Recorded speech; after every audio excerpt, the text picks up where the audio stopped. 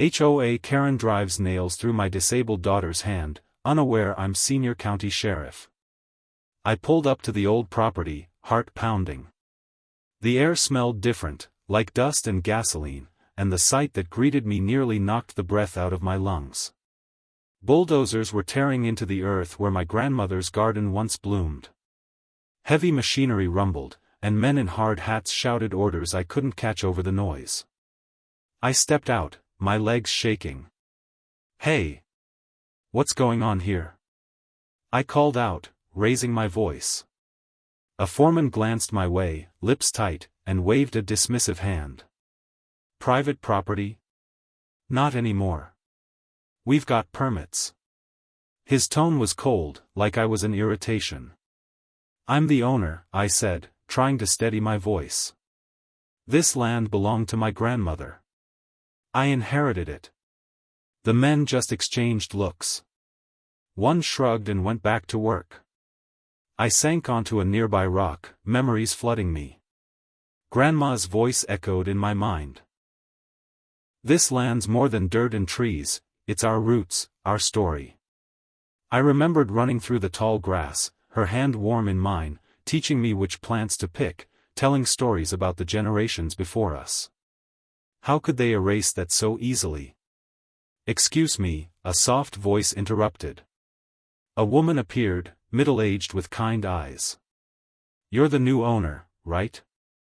"I'm Marlene, my family's lived here for decades too." She looked around, lowering her voice. "That HOA and developer? They've been pressuring folks for months. Trying to take over as much land as they can." "Pressure?" I asked. "But I have the deed, the will." Marlene nodded grimly. "Doesn't always matter. They play dirty. Powerful people with connections. You're walking into a storm." I clenched my fists. "They can't just bulldoze my grandmother's land." "They already started," she said. "If you want to fight, you'll need more than just words." Her warning stung, but it lit a fire inside me. I stood, looking at the clearing, the earth torn apart. This was my family's legacy. They couldn't steal it, not without a fight. "Thank you, Marlene. I'm not backing down." She smiled faintly. "Good. You'll need allies." I took a deep breath and walked toward the crews. "Wait. Stop. This land is mine." They paused but didn't look convinced. As the machines hummed again, I realized this was just the beginning. The battle for my inheritance had begun, and I was ready, even if I didn't yet know what I was up against. I walked back onto the property the next morning, determination fueling each step.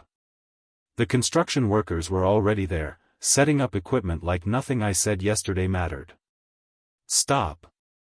I called out. "You don't have my permission to build here." A tall man in a hard hat approached. "Ma'am, we've got all the permits. Everything's above board." "Show me," I demanded. He pulled out a folder, but I barely glanced. "I've never seen those documents before." "Who signed them?" "That's confidential," he said with a smirk. "You're in over your head." My stomach tightened. "I'm the owner. This land belonged to my grandmother. You can't just bulldoze it." "Look, lady," another worker said, voice low. "Keep your distance. We've got orders." I swallowed my fear, trying to hold my ground. Then, a sleek black SUV pulled up. Out stepped a woman in a sharp suit, heels clicking against the gravel. She surveyed the scene with cold eyes before locking onto me. "I'm Karen Whitfield," she said smoothly. "President of the HOA. And I suggest you stop interfering." I met her gaze.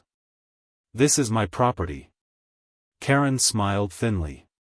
"Your property violates multiple HOA covenants. We've sent you official notices. Ignoring them won't help." "Those notices?" I said. "I haven't received anything." She shrugged. That's your problem. You're not welcome here. I won't let you steal my grandmother's land, I said, voice shaking but firm. Karen took a step closer. You don't understand how this works. People like you, newcomers, don't get to change the rules. We protect property values. Your little fight is a nuisance. My heart pounded, but I refused to back down. I'll find a way. This land means more than money. She turned on her heel, calling back, watch yourself. This isn't personal, just business. But crossing us has consequences. The SUV pulled away before I could reply. Later that day, I found a stack of letters slipped under my door. Official-looking HOA violation notices, claims of unauthorized structures and landscaping violations. The language was cold, threatening fines and legal action. My spouse looked at the papers, concern etched deep. Are you sure you want to fight this? They have money, influence. I don't have a choice, I said. If I lose this land, I lose part of my family. They sighed, wrapping an arm around me. I'll stand by you. Just, be careful. That night, as I read through the notices again, the reality settled in. This was more than a property dispute. It was a battle against a system rigged to keep people like me out. But I wasn't going to let fear win. Not this time. I clenched my fists. They think I'm weak. They don't know who they're messing with. The first time I stepped into the dusty archives at the county records office, I felt like I was walking into a maze. Stacks of faded deeds, yellowed maps, and legal papers surrounded me like ghosts of the past. I wasn't sure where to start. Looking for something specific? A voice asked. I turned to see a gray-haired man with kind eyes and a gentle smile. My name's Harold. I'm a local historian, he said, extending a hand. If you want to understand this land, you'll need more than just legal papers. The stories matter. I nodded, grateful. I inherited this property from my grandmother. They're trying to take it away from me. Harold's eyes softened. Your grandmother was a remarkable woman. This land's more than dirt and trees, it's a legacy. Together, we sifted through old photographs and letters. Then, in a faded diary tucked away in a leather-bound book, I found a passage in my grandmother's handwriting, asterisk, the boundaries are sacred, marked by the old oak and the stone wall. No one can take what's ours. Asterisk. Hope stirred inside me. Next, I met Clara, a paralegal at a local law firm who volunteered to help after hearing my story. I've seen cases like yours, she said, scanning through HOA records and meeting minutes. These documents sometimes get doctored to benefit the powerful. We found what we feared, meeting minutes with signatures that didn't match, sudden approvals for land sales that never reached the owners, and surveys that shifted boundaries just enough to make your grandmother's land disappear on paper. I sat back, the weight of betrayal crushing me. How could they? I whispered. They've been stealing this for years. Clara looked up. It's more common than you think. But the truth is our strongest weapon. Harold added, your grandmother fought hard to protect this place. She believed it belonged to the community as much as your family. I felt a tear slip down my cheek. I want to honor her. I want to make sure this land is protected.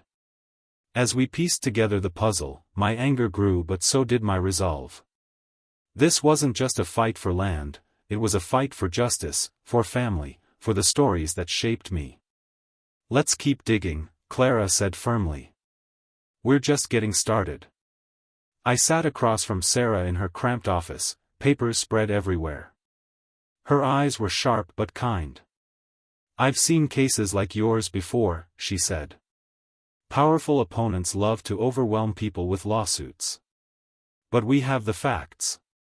I nodded, trying to steady my nerves. They're tearing apart my grandmother's land. Now they're saying I'm trespassing. Sarah leaned forward.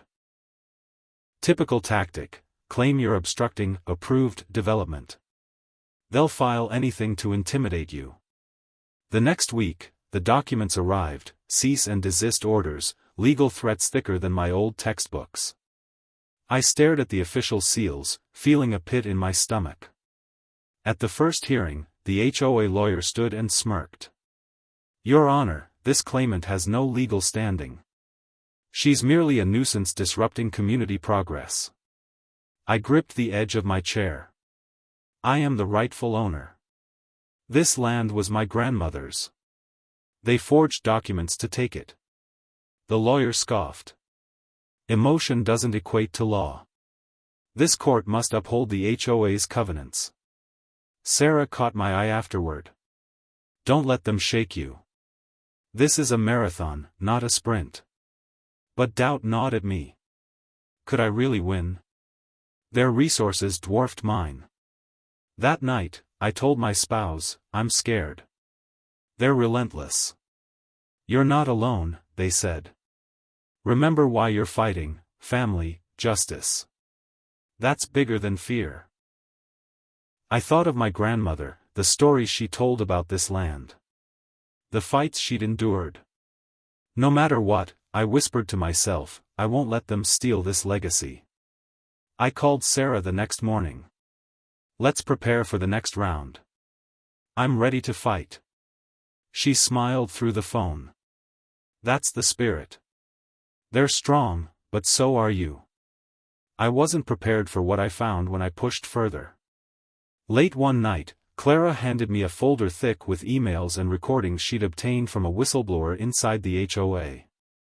The messages weren't just about my land, they revealed a tangled web of bribery, backdoor deals, and fake property surveys designed to squeeze out neighbors and line the pockets of a few powerful people. "I can't believe this," I said, voice tight.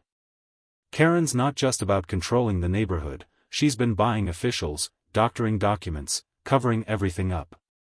Clara nodded grimly. "The corruption goes deeper than you thought. This isn't just your fight anymore. Sarah, my lawyer, warned me, be careful how you handle this evidence. Releasing it too soon could backfire." I stared at the screen, emails showing meetings with local officials, money transfers, forged signatures on survey reports. The same official who dismissed my complaints appeared repeatedly, clearly in on the scheme. One message stood out, a recording of Karen laughing, saying, "They'll never touch us. The mayor's on our side." Shock turned to fury. They think they're untouchable. But somewhere beneath the anger, a new purpose took hold. I wasn't just fighting for my grandmother's land anymore. I was fighting for the truth, for justice, for everyone who had been bullied and silenced. The weight of it all pressed down on me. What if they come after me next? Sarah's voice steadied me. "You're not alone. We'll protect you. But we have to be smart." I nodded, swallowing my fear. This was bigger than me now. I wasn't just a victim. I was a whistleblower. I whispered, "They won't get away with this." And for the first time in weeks, I felt a flicker of hope. The courtroom felt colder than I expected. My hands trembled as I stood to take the stand. The judge's eyes bore into me, silent but demanding. I took a deep breath. "This land," I began, voice shaking, "was my grandmother's. She fought for it all her life. It's more than dirt, it's our family's heart." The HOA lawyer sneered from the other side. "Objection, Your Honor. Irrelevant emotional appeal." I glanced at my lawyer, Sarah, who gave me a quick nod. I pushed on. "They falsified documents, bribed officials, and tore apart our community for profit," I said. "They stole from us, and I'm here to stop them." The room stirred. Then, one by one, neighbors stepped forward. "I saw the surveys change overnight," an elderly man said. "They forced my cousin out with fake violations." A woman spoke next, voice steady. "Karen Whitfield threatened me when I tried to speak up. We all live in fear. The judge listened, face unreadable but eyes narrowing. The HOA attorney cross-examined fiercely. "Are you accusing the entire board of conspiracy on hearsay?" "No," I replied, heart pounding. "I'm presenting evidence, emails, recordings, altered meeting minutes. Proof they lied." The judge leaned forward, voice sharp. "Miss, if these claims are true, why did it take so long to come forward?" I was scared, I admitted. But the truth couldn't wait any longer. "This isn't just my fight, it's ours." A hush fell. The judge's tone softened, almost human. "This court will review all evidence carefully. Justice demands thoroughness." Walking off the stand, I felt the weight lift slightly, replaced by cautious hope. Sarah clasped my hand. "You did well. Now, we wait." Outside, neighbors gathered, their faces hopeful. "We stand with you," Marlene said. The battle wasn't over, but for the first time, I believed we could win. The courtroom was packed when the judge finally spoke. "The court rules in favor of the plaintiff. All unauthorized construction on the property must cease immediately. Ownership is to be fully restored." I barely heard the rest. Relief crashed over me like a tidal wave. I sank into my chair, heart pounding. After months of fighting, the battle was won. Outside the courthouse, a crowd had gathered, neighbors, friends, family. Marlene hugged me tightly. "We did it," she whispered. My spouse smiled through tears. "You were incredible." But as cheers filled the air, I felt the weight of everything we'd been through. The sleepless nights, the threats, the constant fear. It had changed me, made me stronger, more determined. Later, news spread that Karen Whitfield and the developer were under investigation for fraud and bribery. Their reign was crumbling. I thought about my grandmother. The woman who had protected this land for decades. "We honored you," I said quietly. At a community meeting, neighbors spoke of healing and rebuilding. I listened as stories of courage and resistance emerged. One elderly man said, "You reminded us that even against the odds, standing up matters." I nodded, feeling a deep sense of pride. This fight was bigger than me, I told the group. It was about justice and community. And it changed us all. As the sun set over the restored land, I looked out over the trees and fields, a sense of peace settling in. The journey had been hard, but the legacy was safe. I smiled, ready for whatever came next. The morning we planted the memorial tree, I felt the weight of everything that had happened settle around me. Neighbors gathered, their faces hopeful, hands steady as we lowered the young oak into the earth. "For Grandma," I said softly, voice thick. "And for all of us who refuse to give up." Marlene handed me the watering can. "This land's lucky to have you," she said. I smiled, feeling a surge of gratitude. The fight had brought us together in ways I never expected.